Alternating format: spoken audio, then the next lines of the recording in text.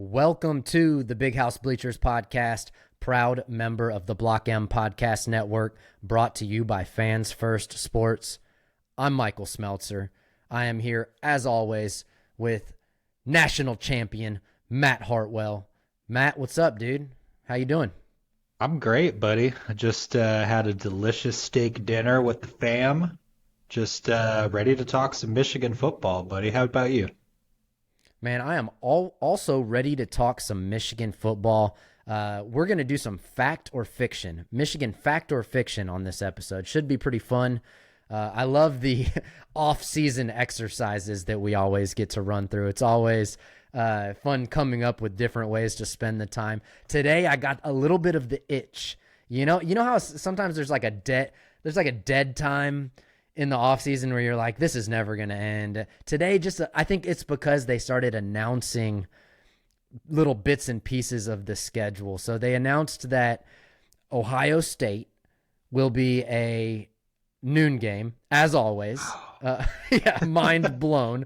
But something about that, just them confirming it, it's like, okay, that's a little something. But I think what was a little bit more interesting is they announced that Fresno State, week 1, will be a night game under the lights. And so I'm texting my wife from work when this is coming out, because we always go to a game or 2 or 3 every year in person, and we like to watch some games in our comfortable game room at home. But I'm like, hey, night game, Texas week 2, like, what if we, did a little 10-day trip to Ann Arbor? And she's like, you're fucking crazy. We can't, we can't spend that long there. But I wanted to ask you, because I think I remember you were at Bowling Green last year, weren't you? Yes, I was. Is it worth it? Are the lights worth it? I remember it was probably the most underwhelming game of the season as far as like JJ throwing 3 picks and everything. But what was the atmosphere like? I'm perhaps a little bit jaded just because it was the Bowling Green game, right? And it was just kind of like type of game. They kind of did poorly in the first half. Not as good of an ass kicking as you would like to see in a night game with that type of atmosphere the first time they're unveiling the lights. I would have had hoped for it to be just more of a pounding than it was. But other than that, I dug the lights. I think that it's a nice touch for the night games. They're only going to improve upon that, as it continues to go on. But, personally, man, I was talking with some guys in the Maize and Brew chat about this. I just hate that the season opener is going to be a night game. And it's more just like ritualistic for me, right? To like wake up on the first day of the Michigan football season and just like not have that long of a wait for Michigan football. It's just all the vibes. Yeah. Getting ready for that noon kick, first game of the season. That being said, I enjoy Michigan football in any environment, in any setting. So I'm going to be so happy to welcome the season back. But I'm going to be missing a little bit of the kickoff to the season noon kick vibes that we're accustomed to getting sometimes. I hear you, but oddly, I had the opposite reaction. I don't know why. It was just like before my brain had time to process it, my body was like, yes, because something about like getting to scout all the other teams and then waiting, maybe throwing something on the grill before the Michigan game and just like really having like the whole day of college football with the climax being at night. Like it sounds fun. It sounds different. And what better way to kick off the conference realigned 12-team playoff 2024 season than a little bit of a new wrinkle, night game under the lights week 1. So I'm excited. In other news this week, the highly anticipated EA Sports College Football 25 Deluxe Edition cover dropped. And front and center on the cover, that you could say, there were more than one guy on it, but you could say he was the premier athlete on the cover, was none other than big game Donovan Edwards right there. Now my question here is, and I don't know this. You might know this, Matt. Is that the like official cover, or is the deluxe edition going to be different than the like other edition? That everybody's getting all hyped. Is like the cover, or is there another one coming out? To my understanding, it sounds like it is the cover. Now, you might have a point. I don't know if there's going to be any kind of, separation between the deluxe and or anything like that. But to my understanding, it's the cover. So D. Okay. Edwards gracing the cover, or as what we know now, going to be the cover of the game. And how do you feel about it? I've been eager to pick your brain about this because I've heard a lot of different takes out there. Some say it should have been like Will Johnson or Mason Graham. You know what I mean? What are your thoughts on Dono on front and center there? EA Sports knows what the fucking deal is. He's got the energy. He's the personality. He's the guy that had two big ass touchdowns against Ohio State. He's the guy that had two big ass touchdowns against Washington in the national championship. I don't care about the way he struggled behind Blake Corum last year. He didn't have a chance to get his rhythm. The Madden curse is very real, but the NCAA college football does not have a curse. It actually has the opposite effect. I'm calling it right now. Heisman season loading, Donovan Edwards. I love it. I'm with you too there, buddy. Like, I have no issue with Donovan Edwards there on the cover. I think that last season is not indicative of what his performance is going to look like this upcoming season. I'm with everybody that says that Dono deserves to be there on the cover, and I think that he's going to be a leader of this team. I think that EA Sports, wanted to honor Michigan and their championship season that they just completed. And, I think that they wanted to have a leader that's returning from that team be there front and center on the cover. And they couldn't have had a better pick than Donovan Edwards, in my opinion. Accompanying Donovan was Quinn Ewers, Texas quarterback, and Travis Hunter, Colorado, whatever position you want to call him. Try Colorado, Mr. Do-It-All over there. Yeah, I like that. I like it. It's exciting. I understand Colorado's got all the hype, and so you throw them on there, even though they might only win 3 games again. We'll see how that goes, but it's definitely interesting. So I understand them being on it. Well, let's get to the main event of today's episode. We are going all in on some Michigan football fact or fiction. And you and I didn't really discuss any parameters around this exercise, and so we may have different types of statements, but the idea is we're each going to, share with each other 5 or 10 fact or fiction statements. You just make a confident statement about the season, then the other person gets to say fact or fiction. Now, I picked, just let me preface this by saying I picked some that I believe are facts, and I picked some that I believe are fiction. And so I don't actually believe all of these are facts. I just, so we'll have to basically pass the mic back after the person has a chance to respond. But I'll set the tone. I'm going to set the tone right now, and I'm going to ask you the first question. Fact or fiction? Ohio State is the toughest game on Michigan's schedule this season. Fiction, Mike. That's going to be a big fat fiction from me. Wow. I've been having this discussion, for a couple months now with a lot of the guys in the Maze and Brew Slack channel. I don't buy it, right? First of all, I'm not buying what they're selling with Will Howard. I'm not really convinced on the success that they're projecting with that. I almost think it's kind of a step back in some senses. But offensive line struggles, and what it all comes down to is that they return just an allotment of the same guys that have lost to Michigan 3 years in a row. So do I think that they're going to be good? Yes. Do I think that they're like win the Big Ten good when you have Michigan, Oregon, a lot of these big players that are returning some really tough teams this year?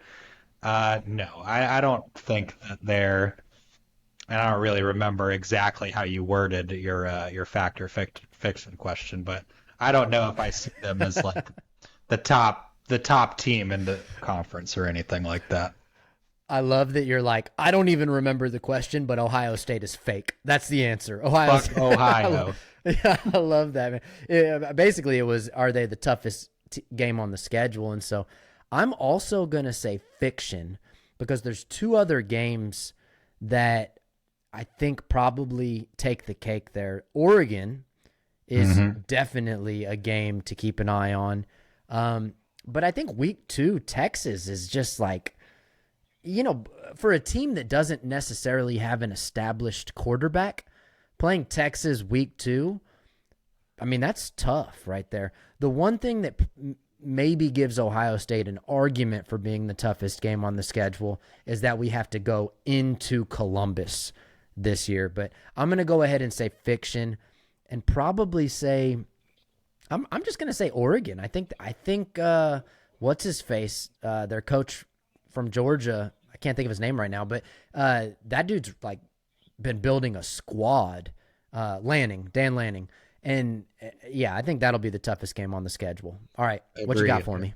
And I agree with you about those two games on the schedule that are tougher than Ohio State at this point. I'm going to kick it off with our boy Jayshon Barham. There's been a lot of talk about this guy. A lot of hype's been building. Michigan loses a lot at the linebacker position following last year. My question to you, Mike, is fact or fiction, Jayshon Barham is a top 3 linebacker in the Big Ten this year? Fact. 100% fact. I thought you were going to say in the nation, and I was hesitating, right? Because that's a pretty bold statement for a guy that transferred. We don't really know how he's going to fit. Yeah, he's at least second team all Big Ten at that position. I would say top 3 is a fact. I would agree. And I wanted to get a little crazy like that, like in the nation wise, but I figured, first team all Big Ten in essence is kind of what I'm getting at. Is that Jayshon Barham? And I agree with you. I think it's a fact. Shoot, buddy, what you got for number 2? Tyler Morris will lead the team in receiving yards. Fact or fiction?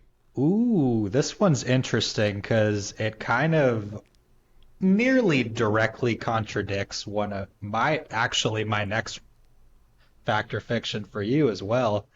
Okay. I'm gonna say yes. I do think that he will lead the team in receiving yards, but instead of giving you a long-winded response to it, I'm just gonna transition and pivot to my next question. Frederick Moore will lead Michigan in yards per catch this fall. I'm going to say fiction. I think I like where you went there, yards per catch, because he's shown that he's a speedster. He's shown that he's a playmaker. That play in the spring game was very sexy. But you know what was even more sexy than that play in the spring game? Tyler Morris's play in the Rose Bowl, man. Down the sideline. Yeah, I'm going to say Tyler Morris leads the team in receiving yards and yards per carry. I think that he is the true number 1 receiver. I think he's ready. I think it's a little interesting that we didn't see him and JJ develop more chemistry last year. But I think near the end of the year, we started to see a glimpse of what he's made of. The real question, is who's going to be getting these guys the ball? Is Alex Orji, I just don't know, right? I think Colston Loveland could actually lead in that category. Crazy enough to have a tight end lead in yards per catch, but it's actually possible. So I just think, I don't doubt that Tyler Morris, Samaj Morgan, they're going to rack it up. Colston Loveland, I just foresee a different deep threat when it comes to this Michigan team. You know, Morris, more of a Ronnie Bell, Roman Wilson type guy. Samaj Morgan, you know, really good for a trick play or two, really good for finding a seam, getting some yardage. I just think that you're still as a Michigan team, you're looking for that guy that has the speed, has that extra burst to make plays in space, get open downfield. And I think Frederick Moore is just due for that kind of campaign. I'm going to say fact on that one. Well, here you go. I got a curveball for you. Prediction time. It's actually going to be Peyton O'Leary. He's going to catch an 89-yard bomb from Jaden Denigal in the fourth quarter of the Arkansas State game, and it's going to bring his average up. It'll be one of his, 3 catches on the year, and no. All right, I digress. Fact or fiction? After this year, Will Johnson will be considered a top 2 defensive back all time in Michigan history. That's a tough one there. You know, I'm gonna say fact. I'm gonna say fact. I'm not gonna go away from it. I think that the stage is set, the hype is there. Everybody's almost expecting it from Will Johnson to have the type of season that you just noted. And I'm gonna put my faith in the kid. You know, he breathes Michigan football. And he's destined for greatness, and I'm gonna say that he snatches that greatness this year. I'm gonna say fact. I love that. I am going to very hesitantly say fiction on that, but that's why I asked the question, because as a Michigan football historian myself, I know what that means. Obviously, I asked the question that way because you can't say best of all time when you got a guy like Charles Woodson sitting there. So you have to say, is he top 2 all time? For him to be considered a top 2 all time defensive back in Michigan history, he would have to surpass Ty Law, Leon Hall, Jordan Lewis. It will be tough. It will be Marlon a Jackson, tough right? And then a guy that I think actually ranks higher than everybody I just listed, which this is a spoiler alert for my top 100. He's the forgotten about defensive back in Michigan history, a guy by the name of Trip Wellborn. So I'm going to say fiction on that, but God, there's a very real chance. It's why I asked the question, is like he had the interception in the national championship game, and that's his junior season. If he has and this defense is loaded this year, so if this ends up being like one of the best defenses in Michigan history or something along those lines, and he ends up being the poster child of that defense, he could absolutely land himself up there. All right, Yeah, what do you have for not me? to forget any part of his legacy. You know what I mean? You already referenced it. He's already had a great career up to this point. I think if a natty, you know what I mean? Like he's had great moments, interception in the natty. It's on the tape for Will Johnson. It's all just a question of, can he finish this year? Is the hype going to be too much? Can he stay healthy? I think that, this kid checks all the boxes, and I have a good feeling about it. All right. The last 3 seasons, Mike, in 2023, the Michigan Wolverines, and this is just the top 2 backs, the top 2 running backs on Michigan for the last 3 years have totaled 32 touchdowns in 2023. 2022, 25 rushing touchdowns amongst the top 2 backs. 2021, 31 touchdowns among the top 2 backs. My question is about Khalil Mullings. Is Khalil Mullings a 10-plus touchdown back for the Michigan Wolverines in 2024? That is such a good question, Matt. I mean, that is really good stuff right there. I think you set the over-under at about the right spot. I think 10 touchdowns is about right. I could see Donovan getting, 18 or so touchdowns, and I could see Khalil Mullings getting about 10. I'm going to just be optimistic here and say fact. Absolutely fact. Especially because he's traditionally been a short yardage guy for us, but you assume they're going to open him up a little bit. You also believe that this team is still going to have a running identity. And so as the number 2 guy, yeah, I mean, I wouldn't be surprised if he came out and got 6 or 7 touchdowns just in non-conference play. You know what I mean? And so with that being said, I'm going to say fact. Agreed. I think that he might even be in store for a bigger season than that. 2 out of those 3 years that I referenced, I believe the secondary back only went above 10 on one occasion, I'm pretty sure. I can't remember which season that was, but I just think with the absence of Blake Corum after this past season, Donovan Edwards not being primarily a goal line option, I think that they're going to be looking for that in other avenues, namely Khalil Mullings, and I think that the kid is in for a massive season this year. So I think he's going to smash it, but definitely 10 or more to play it safe for Mullings, in my opinion. I'm going to go to the tight ends here. Oh, hold on. It's my turn, buddy. That was you're yours. Right, you're right. That was yours. Don't be stealing my shine here. I got a really good one for you here. It's a bold statement, but with all of the talk coming in, it's possible. So Kenneth Grant and Mason Graham will both be All-Americans. Fact or fiction? Absolutely a fact, Mike. I mean, this is going to be the best interior in the entire country. I think those boys are at the top of the list. I think we know it. I think the nation knows it. Watch out, Mason Graham, Kenneth Grant. They're coming for it all in 2024. I'm going to say absolute fact.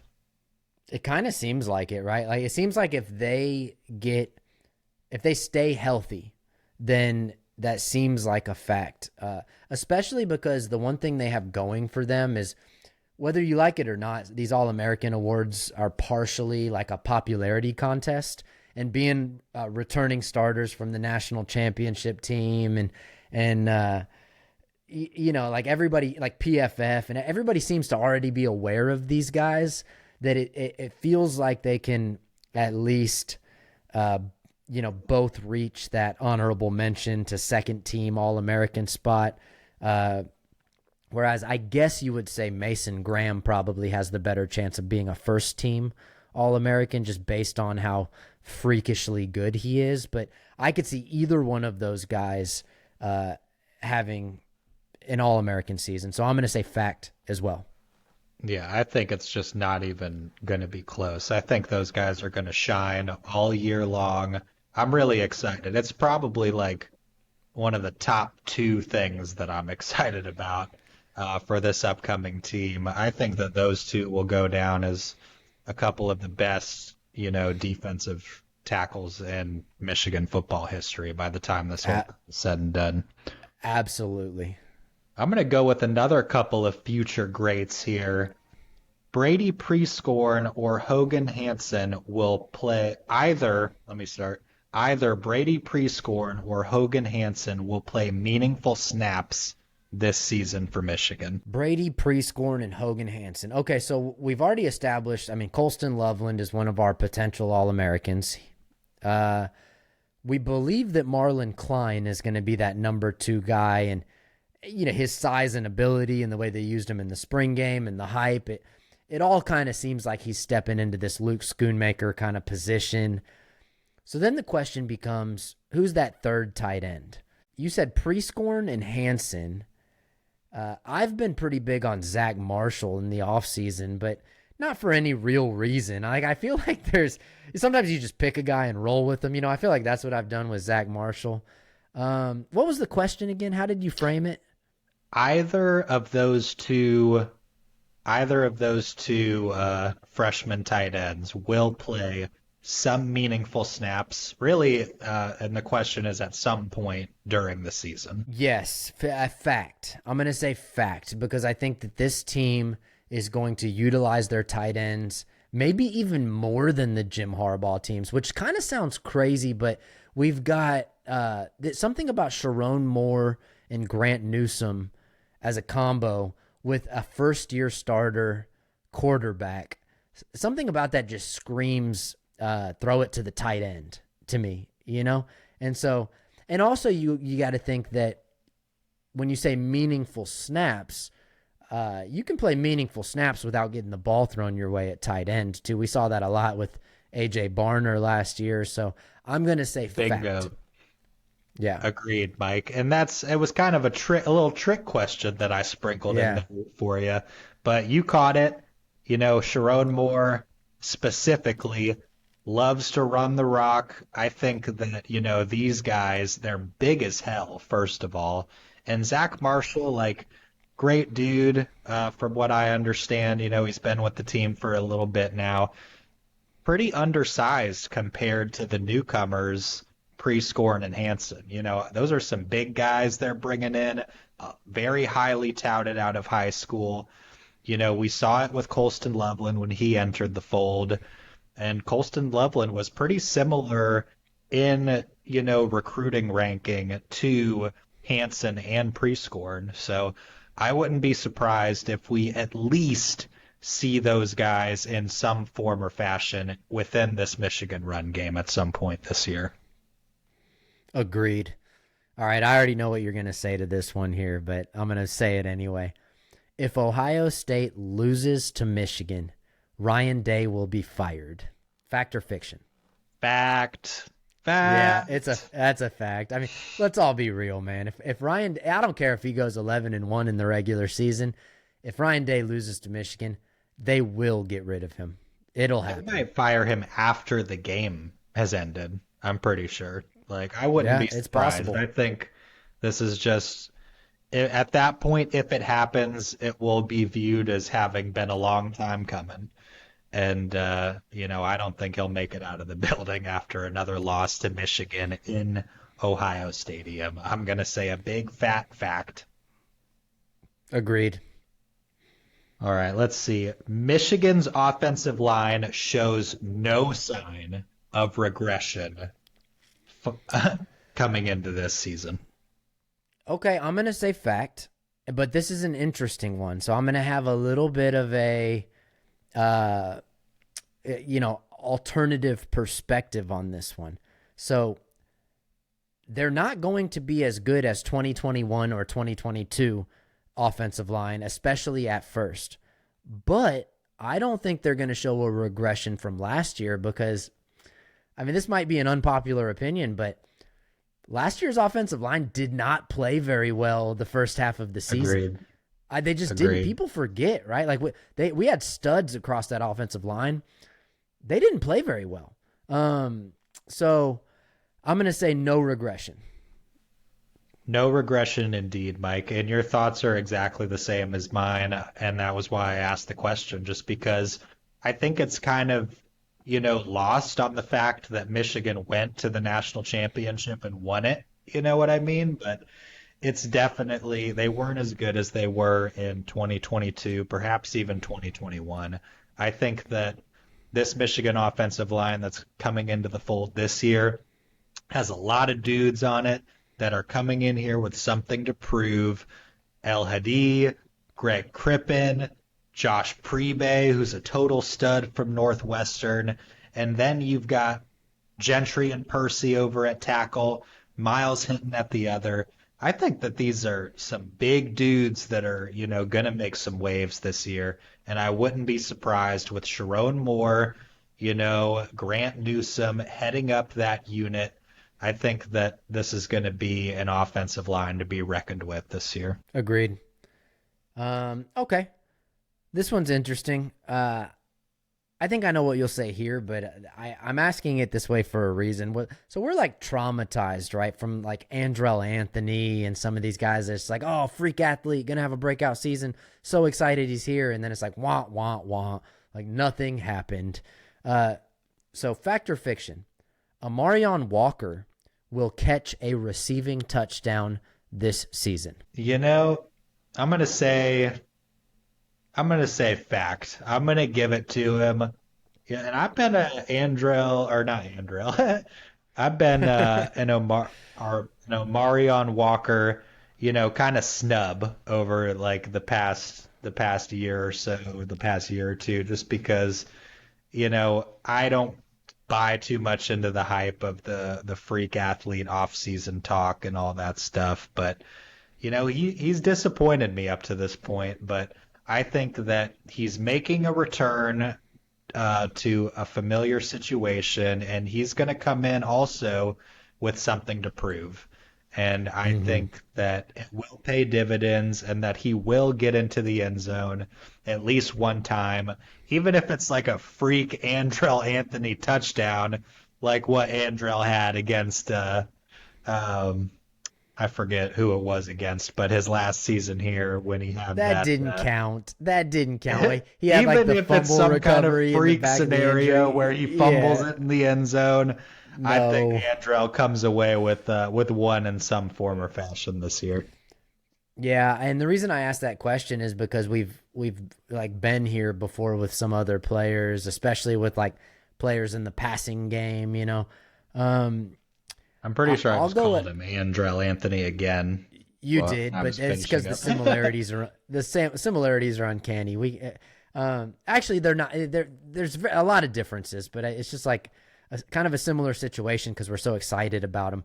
But Amarion Walker has one thing that I think is going to help him this year, and it's gratitude.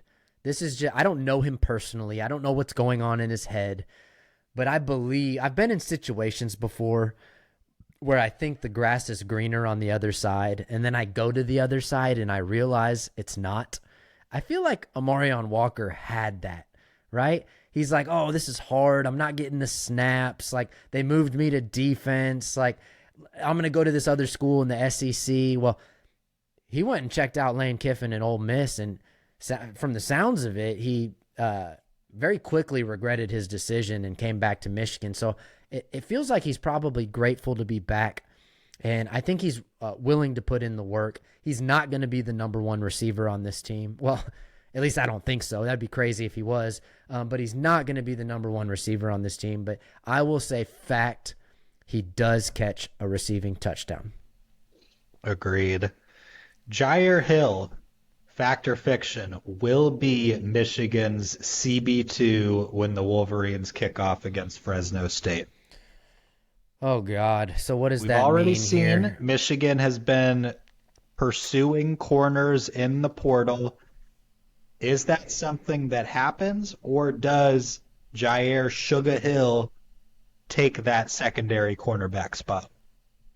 Man, the fact that you used his nickname might have changed my mind there, dude. I was about to say fiction, but when you call him Sugar Hill, it makes me want to give him that CB2 spot just so we can say that more often. But um, well, you got Will Johnson, then you got Jaden McBurrows, I guess holding down the slot.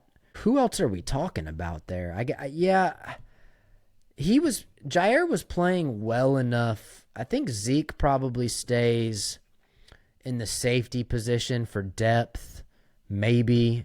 Um, I don't know. I'm talking myself in circles here. I'm gonna say fact because it was very impressive the way he tracked down Donovan Edwards on what seemed to be a sure touchdown for the Don in the spring game.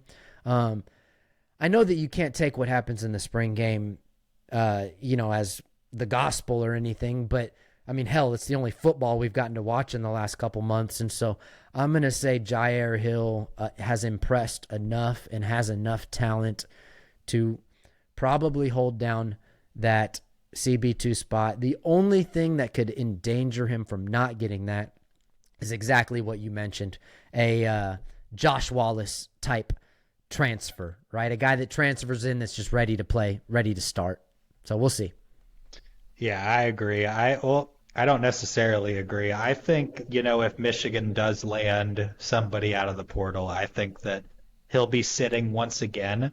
But I still think that even if that happens, he'll be in a position to where he's, playing like Keon Snap level or Keon Sab level snaps this upcoming season. I think that that is a guy that they at least want to make sure that gets developed and continues to stick with Michigan. So I might say fiction, but I'm going to Yeah. leave the door open for maybe becoming a fact somewhere along the line this year. Okay, we got time for one more each quickly. Uh, Michigan will land at least one massive one more, well, actually, just one in general, because I wouldn't call any of them massive yet. But Michigan will land at least one massive transfer from the portal before fall camp. So one more massive transfer portal addition. I'm going to say fact, and there's a particular guy that I think that Michigan has a pretty good chance to land. That's, tallied up about over 40 offers so far. He announced his top four recently. I could end up being totally wrong about this. I don't have any insider info on the topic, but Javier Suggs out of in our own backyard, Grand Valley State University, I think might end up choosing Michigan. The only really surefire competition I could see there in his top four that he released is maybe Wisconsin. But, this is a guy that's got some very good film out there. He's got a lot of offers. I consider him, a big time guy that's still out there that has yet to commit. So I'm going to keep my fingers crossed and say I hope Michigan lands him and say fact there. When you bring up the name Suggs and Wisconsin in the same breath, it gives me PTSD from our recent coaching search. But I think I'll also say fact there. I know, I'd love to disagree with you there, but it's more just optimistic. I think there's just at least one more big surprising transfer that's going to come through. I just don't know what position. I don't think it'll be quarterback or anything like that, but I think that's a fact. All right, what's your last one? Last one, Greg Crippen, fact or fiction, Remington Award finalist in 2024.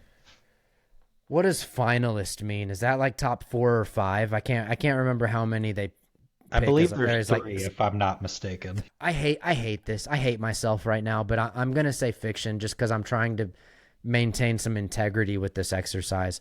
I think Crippen's going to have a great year. I really do. There's just a lot of really good players in the country. I think it's a bold statement to say somebody's going to be in the top 3 of their position. So we've been spoiled at that position for a couple of years. Huge Crippen fan. He's going to have a great year. I'm going to say fiction, though, that he'll be a finalist. All right. I'm going to say, I'm going to also say fiction. I hate to say it, but I think I'm going to keep my optimism open. I think that the dude's going to be a beast, but it's just a lack of having seen him on the field. So I'm going to say fiction for now, but cautiously optimistic that our boy will get there. Well, buddy, that was a great episode. Listeners, we're 10 days away. I'm releasing the top 100 players in Michigan football history on Twitter. Actually, it's called X now. Get on there and follow me at Wolverine Cron. That is Matt Hartwell. I am Michael Smeltzer. That was the Big House Bleachers podcast. As always, go blue. Go blue.